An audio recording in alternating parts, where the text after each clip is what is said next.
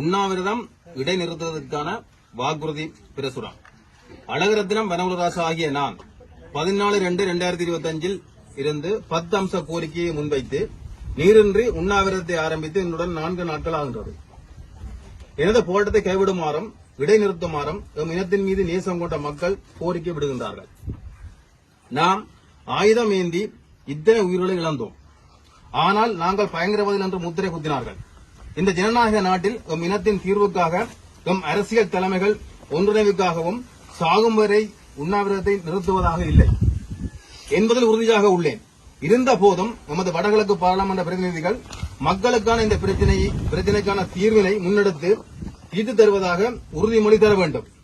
இந்த கோரிக்கைகள் நிறைவேற்றாத பட்சத்தில் பல பேர் சேர்ந்து நீராகாரமின்றி உண்ணாவிரத போராட்டத்தை திரும்பவும் துவங்குவோம் என்று மக்களுக்கு வலியுறுத்துகின்றோம். இதற்கிணங்க 17/2/2025 காலை 11:30 மணிக்கு தற்காலிகமாக எனது உண்ணாவிரதத்தை நிறைவு செய்கிறேன். இன்றைய பார்த்தோம்னு சொன்னா இந்த போராட்டம் துவங்கி ஆயுத போராட்டம் கிட்டத்தட்ட 33 வருடம் நடைபெற்றது.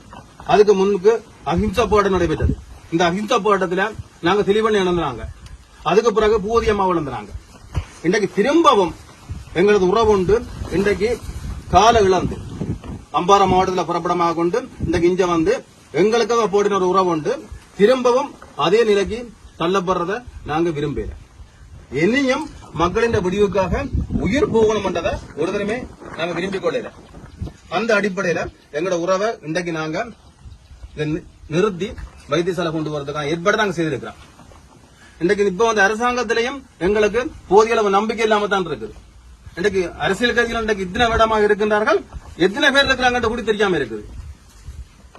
அதுக்கு பிறகு இன்று வரைக்கும் காணியில எந்தவித முன்னேற்றமும் இல்லை. என்ன சொன்னா திருப்பி தாரத்தை கூட அவங்க விரும்புறாங்க. இந்த காணியை ஏகப்பட்ட மக்களுடைய பிரச்சனை தீர்த்து வைக்கிறதுக்கு இதுவரைக்கும் எந்த விதமான முயற்சிகளும் இல்லை.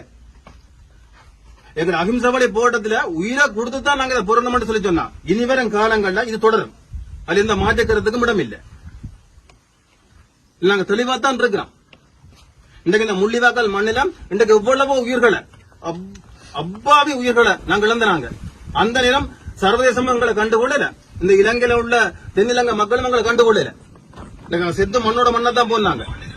இனியும் நாங்க சாகிறதுக்கு தயாராக இல்லை. ஆனால் போராட்டம் விட போறதும் இல்லை. தற்காலிகமாக இதை இடைநிறுத்திக் கொள்கிறோம். நன்றி, வணக்கம்.